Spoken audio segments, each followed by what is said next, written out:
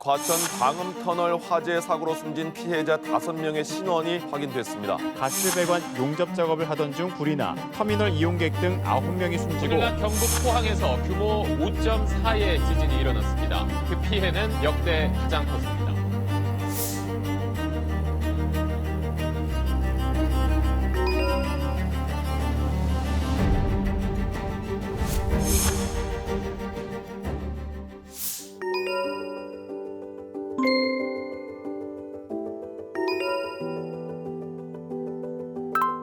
지금 가족의 상태는 어떤지, 도움을 필요로 한다면 그 도움을 어디서 받을 수 있는 건지 이런 것들을 알아야만 하는데, 안타깝게도 피해자나 피해자 가족에게 그런 정보들을 체계적으로 알려주는 시스템이 전혀 갖춰져 있지 않아요. 그래서 정보를 저희가 제공해 드리는 것이 어떻게 보면 출발점인 것 같고요. 큰 재난 참사의 경우에는 굉장히 많은 사람들이 관여가 됩니다. 그 과정에서 다양한 주체들과 어떻게 관계를 맺고 어떤 이야기들을 나눠야 하는지, 이런 부분에 대한 조언이 필요한 것 같고요. 피해 가족들 사이에 이견 차이, 어떤 목소리를 어떻게 모아서 내어야 하는지, 이런 부분들에 대한 조언이 절대적으로 필요한데, 그런 부분에 대한 어떠한 매뉴얼이나 이런 부분들이 전무한 상태이고, 그러다 보니까 현장에 투입되는 공무원들도 말을 들어줄 수밖에 없는 악성 민원인, 이런 정도로 피해자들을 대하게 되는 것 같습니다. 그래서 피해 가족 곁에서 피해 가족들의 목소리를 충분히 낼 수 있도록 지원하고, 필요들이 충분히 충족될 수 있도록 그런 역할들을 해온 것 같습니다. 세월호 참사가 터졌을 때 저뿐 아니라 그 당시 모든 국민이 저는 똑같았다고 생각합니다. 한 명이라도 구하는데 내가 기여할 수 있으면 그 상처를 어루만져 줄 수 있는 역할을 내가 할 수 있으면 좋겠다라는 생각을 그냥 모든 국민들이 했었다고 생각하고요. 저 같은 경우도 마찬가지였고, 그래서 그런 생각을 했죠. 인생 뭐 있나, 한 번쯤은 마음 가는 대로 몸을 맡겨볼 수도 있겠다라는 생각을 해서, 그 당시 변협 협회장님께, 변협이 한 번도 이런 재난 참사에 나서본 적은 없지만 다른 나라 예에 비추어 봤을 때 굉장히 체계적으로 변협 차원에서 지원하는 경우들이 많이 있다. 한국도 이번을 계기로 해서 그런 활동들을 했으면 좋겠다라고 제안을 드렸고, 당시 협회장님께서 굉장히 긍정적으로 답을 주시면서 후배 변호사 한 분과 함께 현장에 가게 됩니다.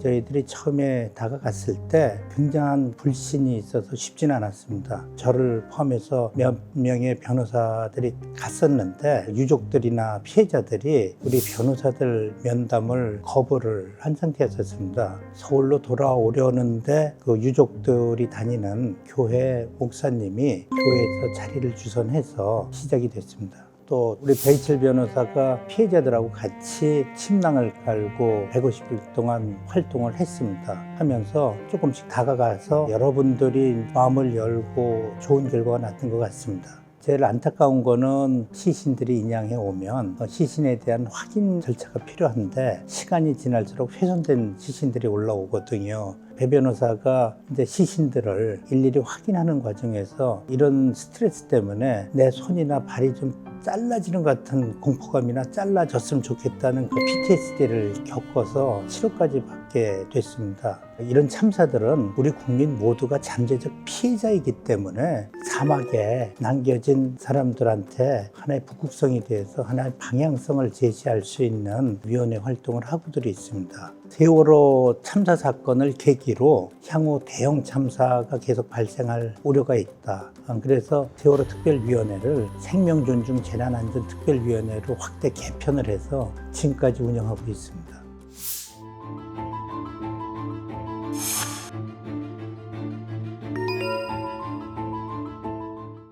춘천에 일이 있어서 출장을 가던 중에 이게 워낙 큰 화재고 희생자가 자꾸 늘어나고 하니까 제 출장 중에서도 계속 기사를 접하다가 복귀하는 길에 한번 들려봐야 되겠다 싶어서 현장에 들리게 됐고요. 조문하면서 그 유가족분들과 얘기도 조금 하고, 그러다 보니까 이분들에게 누군가 도움을 주는 사람이 주위에 있으면 좋겠다는 생각이 들었고, 유가족들도 도움을 받았으면 좋겠다 그렇게 말씀을 하셔서 정식으로 피해자들과 MOU를 체결하고, 진상규명과 관련된 법률 지원, 피해 구제와 관련된 법률 지원, 그리고 심리 지원, 그다음에 추모 사업 지원, 이렇게 크게 4개로 하기로 했고요. 저희 생명안전특위가 이제 공익 활동을 하는 단체다 보니까 소송 전 단계로까지 MOU를 체결하고 지원을 했고요. 그런데 충청북도가 근데 그 당시에 우리는 책임이 없다 이렇게 책임 부인을 했습니다. 그러니까 이제 피해자들 입장에서는 책임을 인정 안 한다면 우리는 소송을 통해서라도 이걸 밝히겠다. 고 해서 충청북도를 상대로 국가배상 청구 소송을 한 거예요. 말씀드렸다시피 저희가 MOU 체결할 때는 소송을 제외하기로 했었는데 가족분들이 표기위원들에게 대한 신뢰가 좀 크고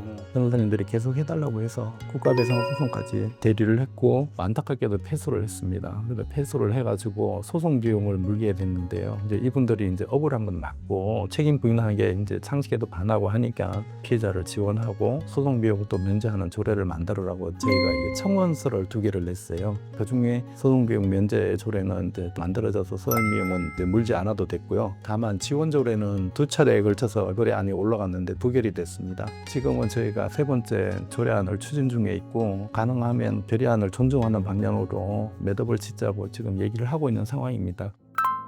많습니다. 갈 수는 없던 사연은 많은데 희생자가 많다 보니까 그 유가족들이 많아요. 220명이 넘거든요. 그 중에서 이제 어머니를 그리워하면서 화재 참사 이후에 자살을 하신 자제분들이 3분이나 계세요. 그분들이 가족 이런 거에 대한 억울함이나 분노가 가라앉았다 그러면 이렇게 우울증이 심하지 않았을 텐데 그게 조금 저는 계속 가슴에 맺혀 있는 부분이고요. 초기에 그 부상자 그룹에는 그게 입점에 있던 임차인들도 있습니다. 그 임차인들은 법률적으로 보면요, 화재 발생 시 피난 의무, 구조 의무가 있는 분들인데, 그러니까 유가족들 입장에서는 아니 너네가 그런 의무가 있는데 가족을 안 구하고 너만 탈어서 탈주는 게 이게 말이 되느냐 해가지고 유가족들과 부상자 사이에 갈등이 조금 있긴 있었어요. 근데 자기네들의 권리를 주장하기보다는 유가족들의 활동을 지원하는 역할을 지금까지도 하고 계세요. 굉장히 공부하신 분들이고 참사가 일어나면 그 참사가 미치는 영향이 굉장히 강범위해요. 피해자들 그리고 2차, 3차 피해를 입는 분들을 위해서 정부나 지방자치단체가 엄격하게 법률로 판단할 게 아니라 배려가 충분히 있어야 된다고 생각합니다. 특히도 그런 부분을 많이 강조하면서 개인 피해 구조인 이 차원을 넘어가지고 시스템을 개선하는 작업을 하는 게 제일 중요한 거죠.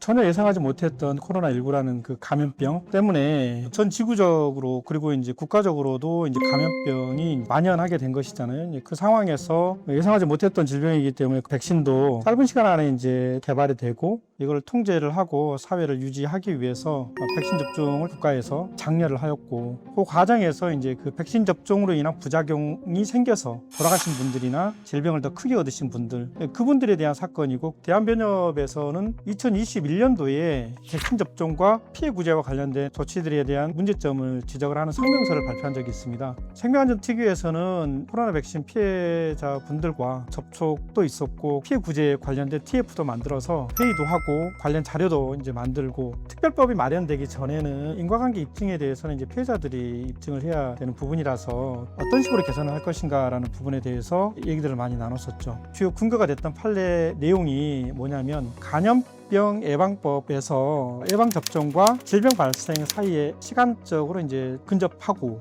원인 불명이거나 또는 다른 원인이 개입될 수 있는 사정이 없다라는 정도이면 인과관계를 추정할 수 있다라는 내용입니다.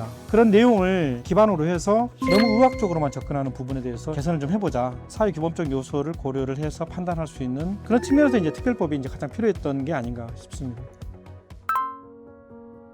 백신을 맞았기 때문에 그나마 안심하고 활동을 할 수 있지 않았겠냐. 백신 피해 관련해서는 어쩔 수 없었다라는 시각이 좀 아쉽습니다. 내 가족이 될 수도 있고요. 지인이 될 수도 있고 본인이 될 수도 있는 문제입니다. 집단재난과 관련된 특징 중에 하나가 개인이 그 과실이나 어떤 잘못이 매개가 돼서 일하는 것들이 아닙니다. 결국은 피해자들의 이제 잘못이나 책임이 아닌 것이죠. 그래서 그런 사회적 시선이 좀 안타까울 뿐입니다.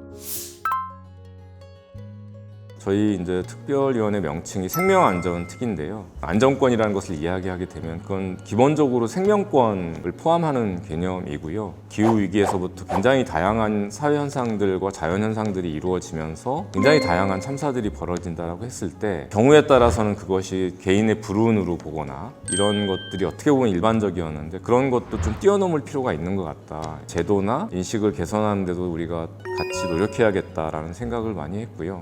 재난 대응의 시작과 끝은 재난 피해자의 권리인 것 같고요. 그 권리를 얼마나 이해하고 함께 추구해 나가는가가 재난을 예방하고 재난에 대응하고 재난을 회복하는 길이라고 저희는 나아가고자 합니다.